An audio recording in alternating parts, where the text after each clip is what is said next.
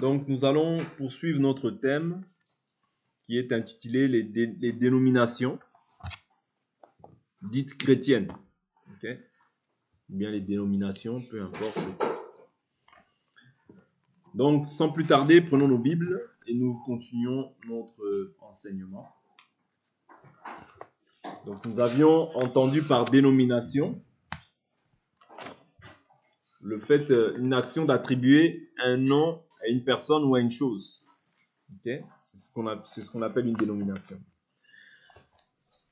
Et nous avions vu que Jésus seul a la capacité de pouvoir donner un nom à l'Église. Parce qu'il s'agit de son Église. Voilà pourquoi il domine sur cette Église. Et ici, je parle des Églises, non pas comme toutes les Églises, ouais, mais l'Église qui demeure en fait dans le fondement qui a été posé. À savoir, Éphésiens chapitre 2, verset 20, où il est écrit « Vous avez été édifiés sur le fondement des apôtres et des prophètes, Jésus-Christ lui-même étant la pierre angulaire. » Vous voyez? C'est-à-dire, celui qui est la pierre angulaire ou la pierre de l'angle, ce n'est que Jésus-Christ. Celui sur qui nous sommes fondés, établis, bâtis, ce n'est que Jésus-Christ. Si nous ajoutons un autre fondement, si nous ajoutons une pensée humaine, la Bible nous dit dans le livre de Ésaïe chapitre 55, on peut prendre l'écriture. Ésaïe chapitre 55, prenons l'écriture. Je prends à partir du verset 9. L'écriture dit « Autant les cieux sont élevés au-dessus de la terre, autant mes voix sont élevées au-dessus de vos voix, et mes pensées au-dessus de vos pensées. » Vous voyez? Donc, les pensées des hommes ne sont pas les pensées de Dieu. C'est très important, ouais, parce qu'aujourd'hui, à la surface de la terre, ceux qui dominent, okay, les religions qui dominent, les traditions ou bien les églises dites chrétiennes qui dominent, ce sont les pensées humaines. Si nous voyons en fait le fondement ou bien la fondation de ces églises, ce sont les fondations humaines, des pensées humaines qui prédominent. Or, lorsque Dieu n'a pas la prééminence, Dieu ne peut pas se glorifier dans cet acte-là. Voilà pourquoi l'Écriture dit dans Ésaïe 42, 8, « Je ne donnerai pas ma gloire à un homme, ni mon honneur au statut. » Or, est déclaré comme statut, oui, parce qu'une statue, c'est une idole. Okay? C'est une idole.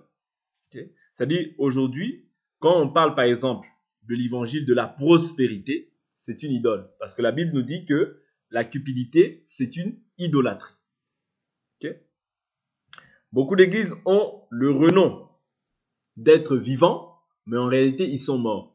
Et nous avions dit par là qu'il ne s'agit pas de s'appeler simplement Assemblée des saints, Église de Dieu, Assemblée des élus ou bien Église des élus de telle ou telle contrée. C'est bien, c'est un bon fondement de base. Okay? Ou bien être dans une maison, ou bien appeler le nom de l'église par rapport à la ville. C'est bien, ce sont des fondations qui se trouvent dans la Bible.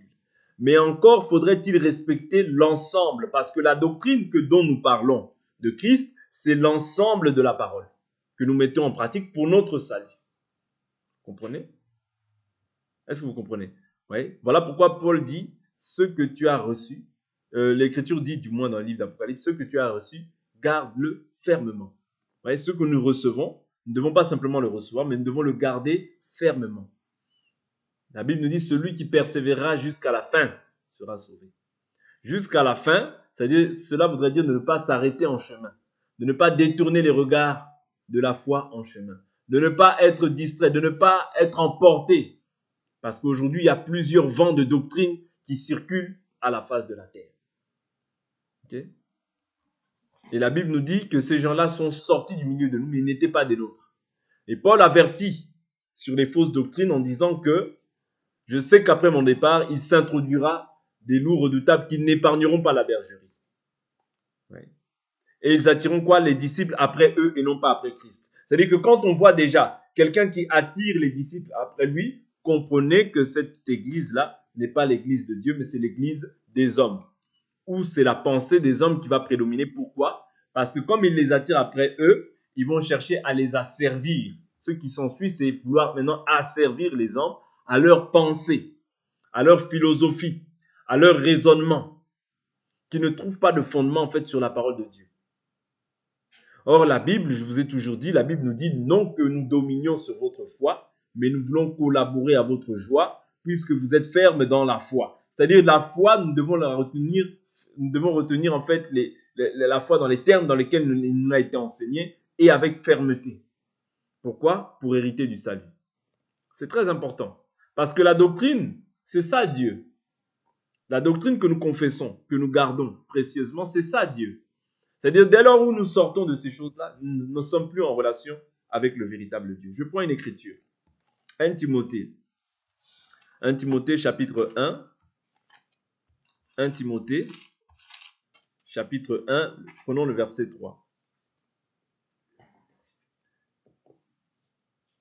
Comme je t'y ai exhorté à mon départ pour la Macédoine, demeure à Éphèse, afin de recommander à certaines personnes de ne pas enseigner d'autres doctrines et de ne pas s'attacher à des fables et des généalogies sans fin qui favorisent des discussions plutôt que l'œuvre de Dieu dans la foi.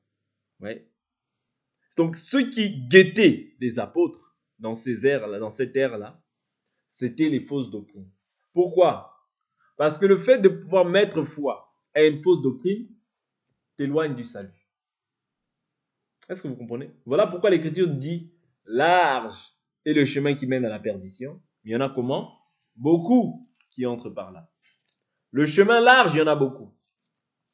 Parce que le chemin large, ce n'est pas celui qui sauve. Vous comprenez? Donc toi, ne va pas dire, oh, toutes les églises sont de Dieu. C'est faux. Oui. Parce qu'il n'y a qu'une seule église à la face de la terre. C'est l'église corps du Christ. Tout ce que nous voyons, ce sont des localités.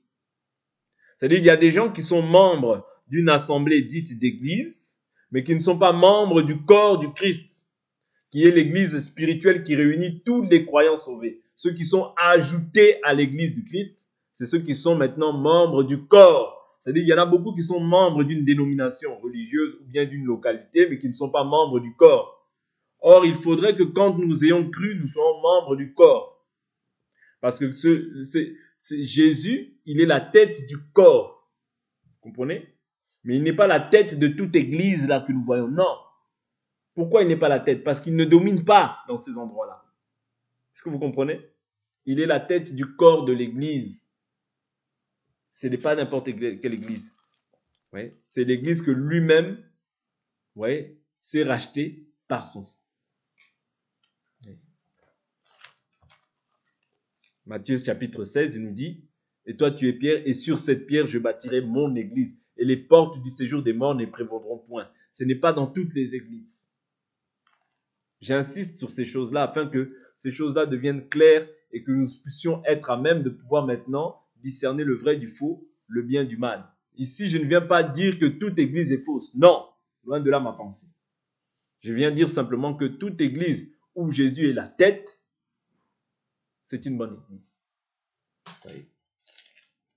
Prenons une écriture, Éphésiens, chapitre 5. Éphésiens, chapitre 5, verset 22. L'Écriture nous dit, « Femmes, soyez soumises chacune à votre mari, comme au Seigneur. Car le mari est le chef de la femme, comme Christ est le chef de l'Église. » Le mari est le chef de la femme, comme Christ est le chef de l'Église. C'est-à-dire ici, on fait un parallèle entre le mari, qui est l'autorité ou bien la tête dans le foyer, et on fait aussi le parallèle par rapport à Christ, qui est le chef de l'église. Voilà pourquoi je vous dis qu'il n'y a qu'une seule église. Parce que nous tous, en réalité, nous devons avoir le même enseignement, le même esprit, une même foi, une même pensée, un même cœur, une même âme, des mêmes sentiments. Ouais. Ces choses-là doivent demeurer dans la vraie église. Un même baptême, un même Dieu. Vous comprenez? C'est-à-dire que quand toutes ces choses sont réunies, c'est alors que je peux t'appeler frère. Mais quand tous ces points-là ne sont pas réunis, je ne peux pas t'appeler frère. Pourquoi? Parce que tu as ôté une pierre à l'édifice. Oui. Est-ce que vous comprenez? C'est très important de comprendre pourquoi j'appelle quelqu'un frère, bien pourquoi j'appelle quelqu'un sœur. Je ne l'appelle pas sœur ou frère dans la foi par rapport aux sentiments. Non, je l'appelle frère ou sœur dans la foi parce que lui aussi, il a le même esprit que moi. Il a une même âme. Ouais. Il a un même baptême. Ouais. Il a un même Père qui est au-dessus de tous, parmi tous et en tous. C'est ça qui fait de lui que je peux dire que c'est un frère ou une sœur. Ouais. Nous sommes liés par cette parole. Nous ne sommes pas liés par les sentiments charnels. Voilà pourquoi l'Écriture dit, dès à présent, nous ne connaissons personne selon la chair. Si même nous avons connu Christ selon la chair, aujourd'hui, nous ne le connaissons plus ainsi. Est-ce que vous comprenez? Donc, ça va plus loin que ce qu'on peut penser. Ça va plus loin que les 4 murs. Non, ça va plus loin. Ça va, c'est-à-dire au-delà, c'est-à-dire dans l'enseignement. Quand on puise dans l'enseignement, c'est alors qu'on peut dire que celui-là, c'est mon frère. Celui-là, c'est ma soeur. Donc, Christ est le chef de l'Église, qui est son corps. L'Église, c'est le corps de Jésus. Vous comprenez? Maintenant, il dit quoi? Et qui est son corps et dont il est le sauveur. C'est-à-dire, celui qui est le sauveur de l'Église, c'est Christ. Il n'y a pas d'autre sauveur. Donc, si on t'annonce un autre nom que Jésus, tu es dans ces choses-là. Oui, c'est bien, mais tu n'es pas sauvé. Oui, parce que le sauveur, c'est Jésus-Christ.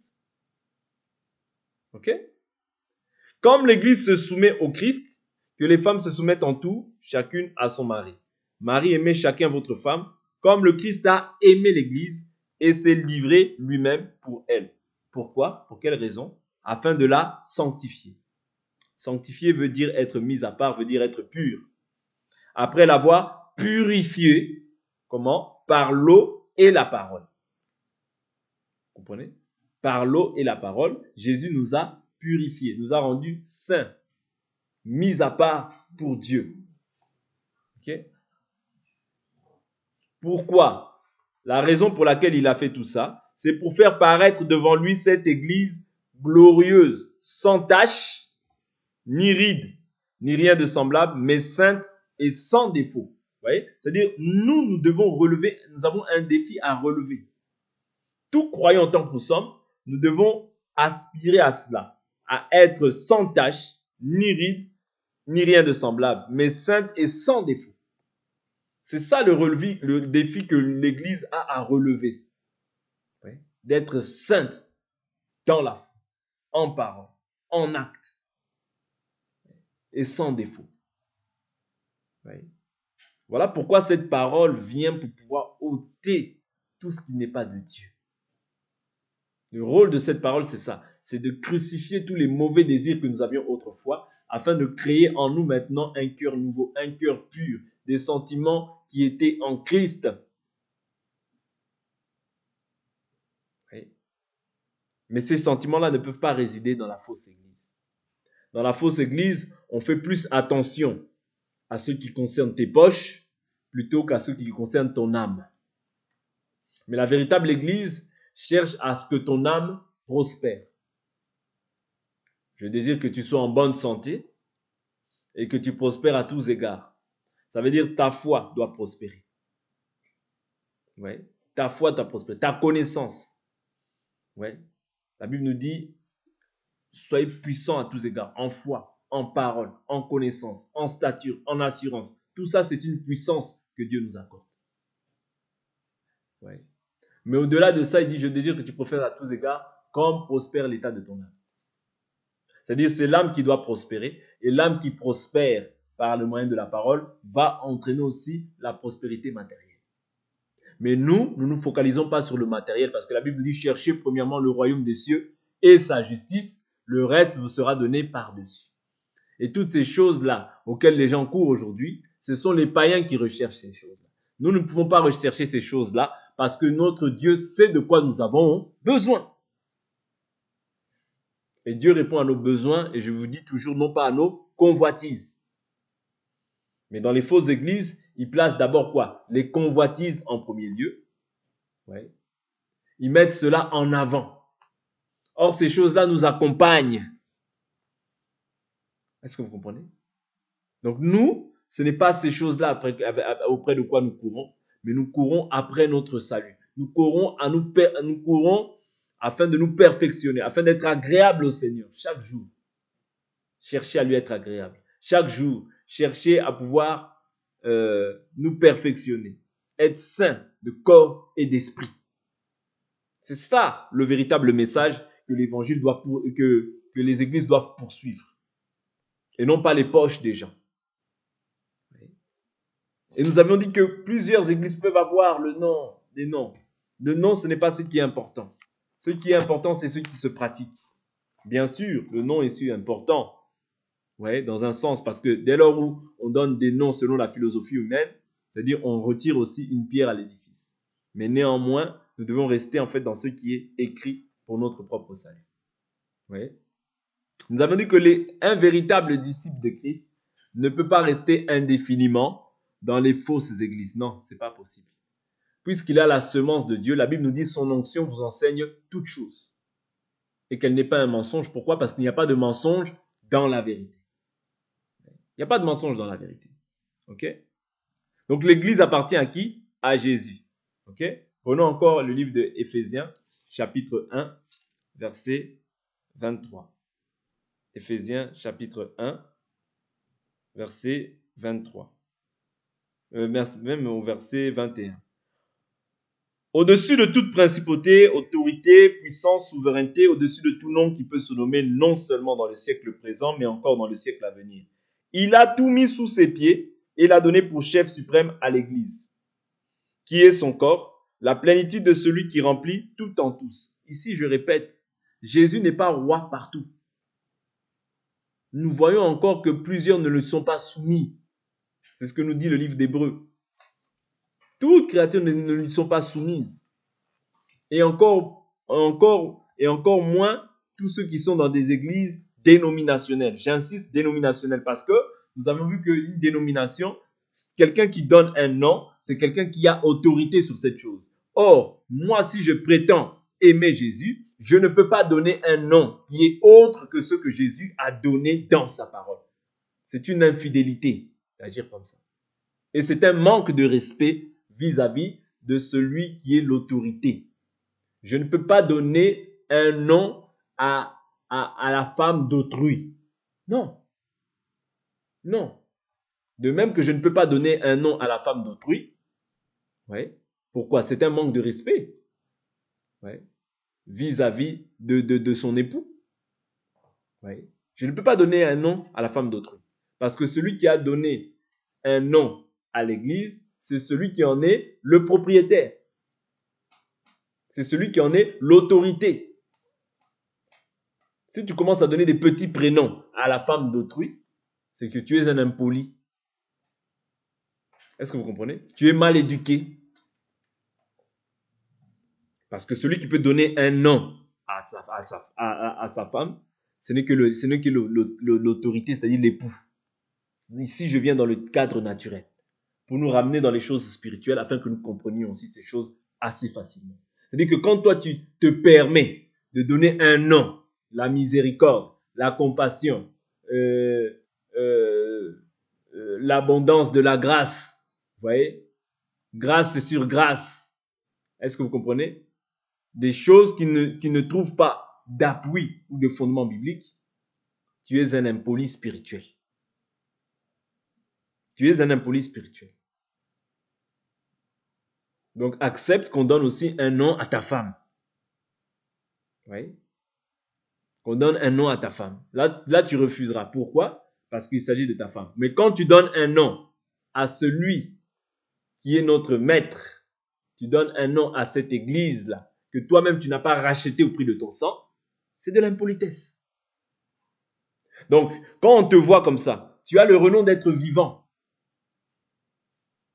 Waouh, il a fait des miracles, il a fait des signes, il a fait des prodiges, mais en réalité, tu es mort. C'est pas moi qui dis cela, mais c'est Apocalypse. Allons dans Apocalypse. Apocalypse. Et beaucoup ont le nom d'être vivants, mais ils sont déjà morts. Comment ils sont morts?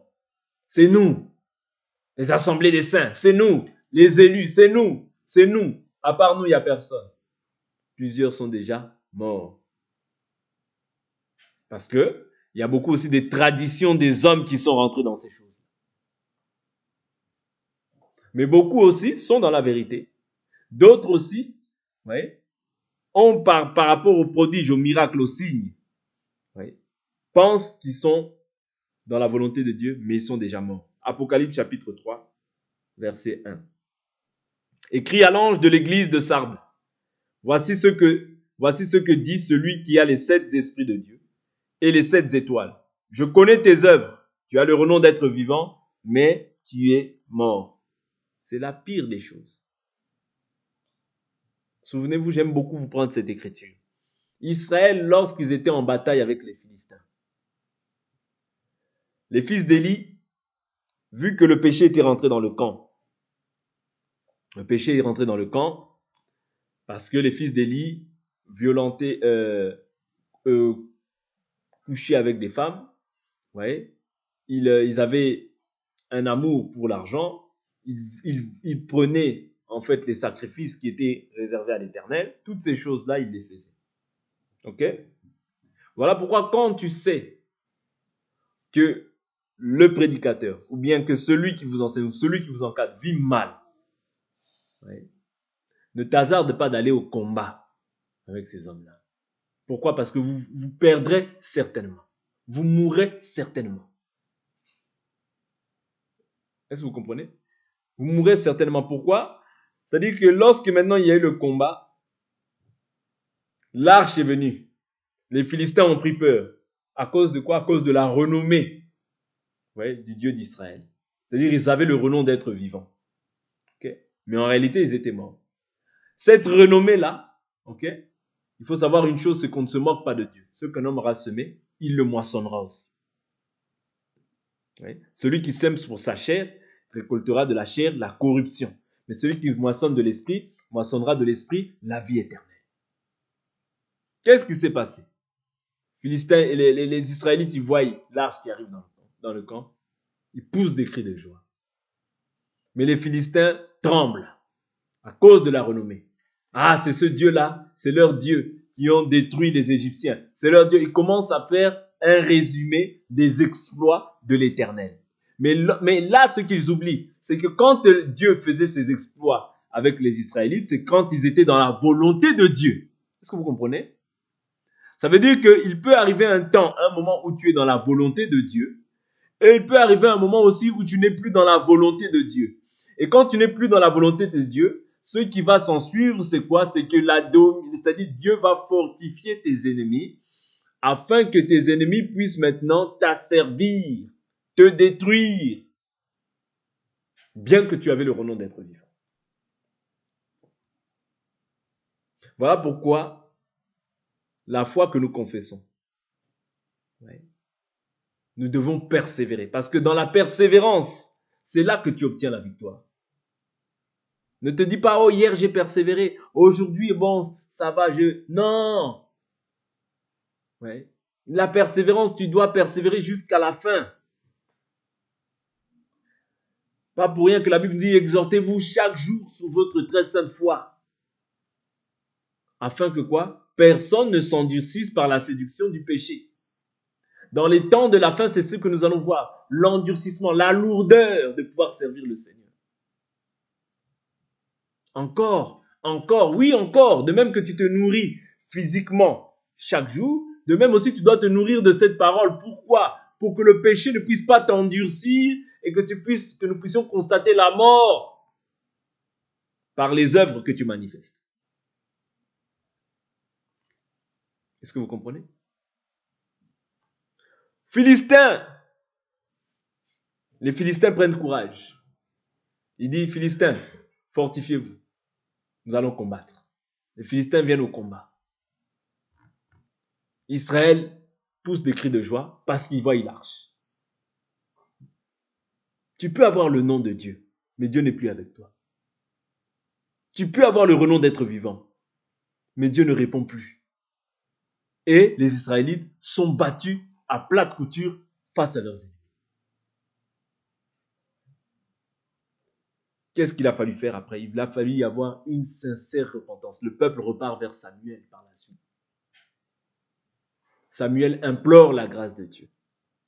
Et quand la grâce de Dieu maintenant se manifeste, c'est alors qu'ils peuvent vaincre leurs ennemis. Vous comprenez? Simplement pour nous dire que l'espérance que nous confessons, attendons-la mais avec persévérance. Ne te relâche pas, ne faiblis pas. Il y a une espérance pour ceux qui croient au nom de Jésus-Christ. Il y a une récompense pour tous les efforts que tu fournis aujourd'hui. Peut-être que tu ne vois pas ces efforts aujourd'hui, mais dans le ciel, tu amasses un trésor pour le royaume.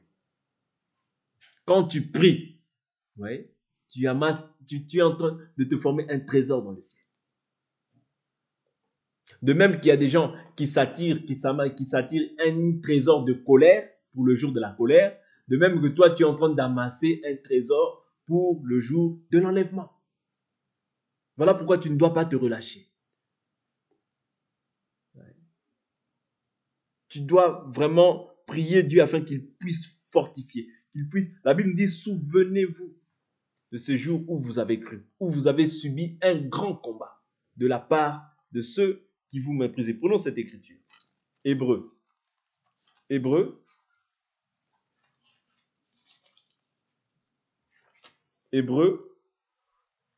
chapitre 10, verset 32. Mais souvenez-vous de ces premiers jours où, après avoir été éclairés, vous avez soutenu un grand et douloureux combat. D'une part, exposé en spectacle par les opprobres et les tribulations. D'autre part, vous rendons solidaires de ceux qui subissaient ce traitement. Tu dois toujours te souvenir des premiers jours pour ne pas relâcher. Voir où tu étais et voir où tu es aujourd'hui. Et demain, il faut espérer que tu sois encore beaucoup plus excellent dans ta foi, beaucoup plus excellent dans ta consécration vis-à-vis de Dieu. C'est ça notre espérance. Nous sommes appelés d'aller de gloire en gloire, de progrès en progrès, de succès en succès avec le Seigneur. Oui, vous voyez? Donc c'est très important de ne pas se relâcher. Parce que l'ennemi rôde. N'oubliez jamais ces aspects-là. Il ne rôde pas autour de toute église. Non, il rôde autour de la vraie église. Pourquoi? Parce que sachant que toi, tu as la vérité, il va déployer toute son armada pour pouvoir te maintenir captif de la haine, de la jalousie, de l'orgueil, des vanités. Parce que, je vous dis toujours, Lucifer, sachant les lois du ciel. Je parle bien de Lucifer. Parce que Lucifer, quand on parle de Lucifer, on parle de l'ange de lumière, le chérubin protecteur qui était dans la présence de Dieu. Mais lorsqu'il a été précipité, il connaît les lois du ciel. C'est-à-dire qu'il n'a pas perdu en fait, sa conscience. Il connaît les lois du ciel. Il sait que quand toi, tu as quelque chose qui lui appartient, eh bien, tu deviens forcément esclave de cette personne. Voilà pourquoi Jésus ne pouvait pas être esclave, parce qu'il n'avait rien du diable en lui. Vous voyez? Je souligne ces choses-là. La vraie Église ne doit s'efforcer à prêcher le message véritable afin de n'avoir rien du diable en elle. C'est très important parce que nous devons nous présenter purs, saintes, irrépréhensibles, ouais, irréprochables devant le Seigneur. C'est ça l'objectif final de l'Église. Mais souviens-toi, ouais, souviens-toi. Ouais. Et la Bible nous dit quoi? N'abandonnez pas. Je prends le verset 34. En effet, vous avez eu de la compassion pour les prisonniers. Ici, je suis dans Hébreux 10, verset 34. Et vous avez accepté avec joie qu'on vous arrache vos biens, sachant que vous aviez des possessions meilleures et permanentes. N'abandonnez donc pas votre assurance, qui comporte une grande récompense. Vous avez en effet besoin de persévérance, afin qu'après avoir accompli la volonté de Dieu, vous obteniez ce qui vous est promis. Car encore un peu de temps, bien peu, et celui qui doit venir viendra. Il ne tardera pas, et mon juste vivra par la foi. Mais s'il se retire, mon âme ne prend pas plaisir en lui. Quant à nous, j'aime beaucoup cette écriture, nous ne sommes pas de ceux qui se retirent pour se perdre, mais de ceux qui croient pour sauver leur âme. Si tu as cru, c'est pour que ton âme soit sauvée. Mais pour que ton âme soit sauvée, il y a des conditions. Il y a des conditions. Sachant qu'il y a un combat qui est parfois, qui peut être visible, mais qui est parfois aussi invisible, qui agit dans tes pensées. Voilà pourquoi tu dois prier afin d'être constamment renouvelé. Priez afin que tu ne mettes pas foi à tout esprit. Priez afin que Jésus soit toujours Seigneur et Sauveur dans ta vie. Priez afin que tu demeures dans la véritable Église et que tu ne sois pas séduit. Parce que le temps est un révélateur de cœur. Le temps peut faire en sorte que tu puisses appeler maintenant le bien mal. Et le mal bien. Mais la Bible nous dit malheur à celui qui appelle le mal mal. Voilà pourquoi nous ne pouvons pas justifier même toutes ces dénominations. Non. Quand c'est du diable, c'est ténèbres, c'est ténèbres. Quand c'est lumière, c'est lumière. Comprenez? C'est très important. Oui. Mais nous qui avons cru en cet évangile, ce n'est pas facile. La Bible nous dit, vous aurez des persécutions dans le monde, mais prenez courage. Moi, j'ai vaincu le monde. Pourquoi c'est pas facile? Si ce n'est pas facile, c'est parce que toi, tu sais que tu es sur le chemin étroit. Ce chemin qui est dur, resserré, qui n'est pas facile.